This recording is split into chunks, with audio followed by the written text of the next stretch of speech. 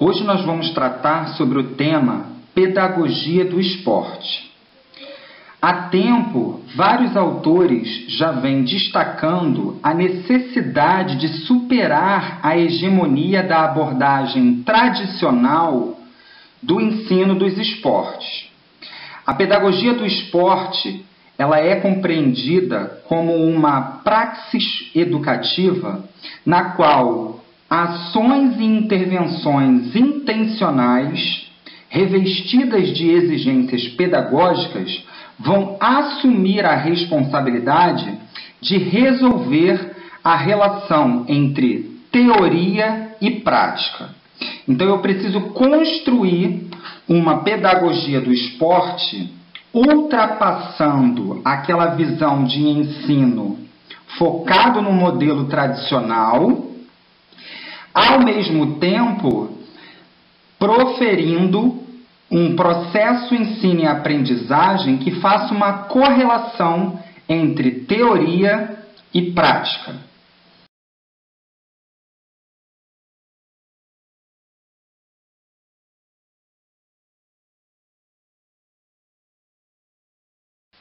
Parlebar traz uma importante informação dentro do que ele chama de praxeologia motora. Na educação física, toda conduta motriz, ela se manifesta na forma de comportamento motor. O que é isso? Toda conduta motriz, ou seja, todo comportamento motor que se desenvolve durante a realização das práticas corporais, elas são carreadas de sentido e significado.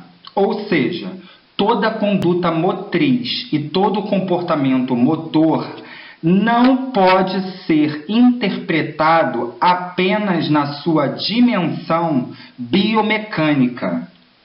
O saber que trata a educação física, ele envolve o saber fazer e o saber sobre. Então, é fundamental que vocês entendam, enquanto profissionais da educação física, que as condutas motrizes, ou seja, o comportamento motor, ele não pode ser interpretado apenas numa dimensão biodinâmica ou biomecânica. Toda conduta motriz e todo comportamento motor, ele tem sentido e significado, que é amplo, complexo. E esse processo ensino e aprendizagem envolve, então, um saber fazer sempre junto de um saber sobre. Romper, então, com o ensino dos esportes centrado nos elementos técnicos isolados é de fundamental importância para que, a partir da compreensão por parte do aluno da dinâmica da atividade que ele está realizando, essa dinâmica parcialmente compreendida como a lógica interna, ou seja, os aspectos técnicos, os aspectos das regras, o aspecto do espaço, do tempo, da comunicação, da estratégia, é fundamental para que a dinâmica desse processo de realização das práticas corporais aconteça com êxito. Então, nenhum processo ensino e aprendizagem dentro da pedagogia do esporte vai se limitar à dimensão dos fundamentos técnicos ou das habilidades em termos de aspectos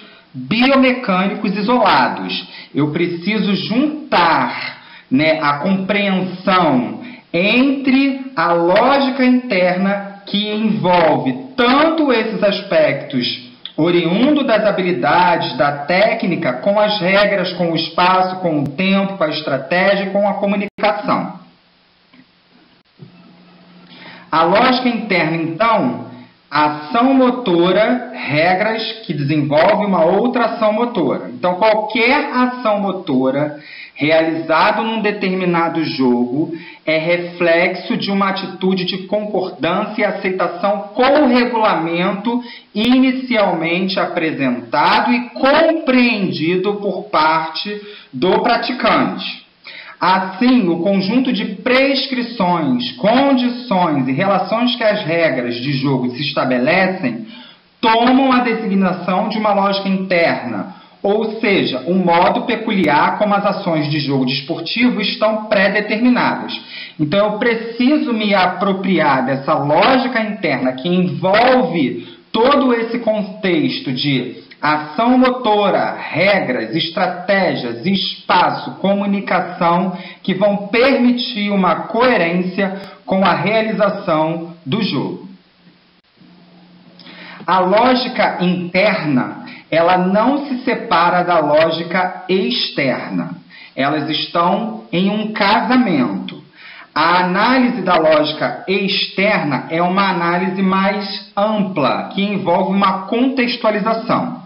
Então, enquanto na lógica interna eu estou desenvolvendo a compreensão das regras, a compreensão da dinâmica do jogo, as estratégias, as táticas, as técnicas, as habilidades motoras, a lógica externa ela está junto com essa lógica interna, permitindo uma contextualização maior para que essa prática corporal seja também refletida em termos de problemas que estão associados a essa realização, como violência, mídia, política, gênero, religião, racismo, entre outros.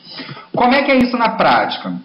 Então eu vou desenvolver uma aula de futebol em que eu vou fazer uma contextualização de como se procede essa prática corporal de forma efetiva, o jogo, assim como eu vou correlacionar, por exemplo, nesse primeiro momento, a atividade de futebol com o gênero, onde na maioria das vezes, dentro de uma perspectiva de senso comum, a gente escuta dizer que futebol é coisa de menino, enquanto dança é coisa de menina. Então, eu tenho sempre, num contexto de educação física, essa correlação entre lógica interna e lógica externa em todo e qualquer momento dentro desse processo ensino.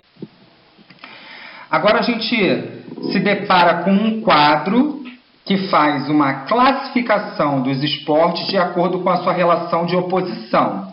E aí ele divide em esportes de oposição sem interação entre adversários e esporte de oposição com interação entre adversários. Sem interação entre adversários podem ser classificados como esporte de marca, como esporte técnico combinatório e como esporte de precisão. Todo o esporte de oposição sem interação entre adversários, ele é realizado de forma individual e coletiva. Esporte de oposição com interação entre adversários são classificados como invasão, rede divisória, campo e taco e combate. Invasão, ele é somente coletivo. Rede divisória, ele é coletivo e individual. Campo e taco, ele é sempre coletivo. E de combate, ele é sempre individual. Essa referência do modelo de classificação, ele também está dentro da Base Nacional Comum Curricular. E a gente tem acompanhado constantemente o surgimento de questões de prova que envolve definição, classificação dos esportes. Então, fiquem atentos, tenham acesso a esse tipo de informação mais específica nos diferentes autores, assim como na própria Base Nacional Comum Curricular. Aqui um outro quadro, fazendo essa mesma relação entre esporte com interação com o adversário e sem interação com o adversário. Então, com interação com o adversário de forma coletiva. Basquete, futebol, futsal, softball, vôleibol. Individual, badminton, judô, pádel, peteca e tênis. Destaco aqui o badminton, que ele pode ser coletivo e individual. Sem interação com o adversário. Acroesporte, ginástica rítmica, nado sincronizado e remo, enquanto de forma individual, sem interação com o adversário, atletismo, ginástica, olímpica, natação. Mecanismo de processamento de informação no esporte. Então, toda prática esportiva, no seu processamento, ela vai ser realizada nessa sequência: percepção, tomada de consciência e execução. Seja qual for a prática esportiva que está sendo realizada, ela tem sempre esse mesmo mecanismo de processamento de informação: percepção, tomada de consciência, execução. Aqui está um exemplo. O atacante sem posse de bola não deve ficar parado pedindo a bola. Deve procurar sair da marcação. Para sair da marcação não adianta ficar correndo como um desesperado. É necessário fazer mudanças de direção e velocidade, observando os espaços vazios. Como eu falei, todo o processo ensino-aprendizagem das práticas corporais, e aí especificamente dos esportes, precisa-se que o aluno se aproprie da lógica interna e da lógica externa. Ou seja, ele precisa ter compreensão da dinâmica do jogo para que ele consiga ter êxito na realização dessa prática. Quando o professor não compreende a relação entre as características do esporte com interação entre adversário e as demandas do mecanismo de processamento de informação dos praticantes, com frequência centra o ensino sobre o movimento e gestos, os chamados fundamentos. A parte visível do movimento e não sobre o processo que regulam a ação. Então aqui, mais uma vez, destacando aquela crítica que a gente já citou sobre o desenvolvimento do trabalho de profissionais, professores de educação física, que independente de qual espaço de atuação, no clube, na escolinha, na educação física escolar, precisa que o aluno se aproprie da dinâmica do jogo, precisa que o aluno tenha acesso a esse tipo de informação durante o processo ensino e aprendizagem das práticas corporais e esportivas, para que a partir da dinâmica do jogo ele consiga colocar em prática esses fundamentos técnicos que podem permitir a ele a execução e uma destreza melhor e mais potencialmente desenvolvida. Aqui vocês podem observar um quadro com os itens que devem ser trabalhados em cada uma das atividades esportivas. Então, como vocês podem observar, esportes individuais sem interação e esportes coletivos sem interação, os itens trabalhados são técnicas esportivas, capacidades físicas, capacidades volitivas e estratégia. Nos esportes individuais com interação, os itens trabalhados são intenções táticas, técnicas esportivas, capacidades volitivas, capacidades físicas e estratégia. E nos esportes coletivos com interação, todos os itens são trabalhados.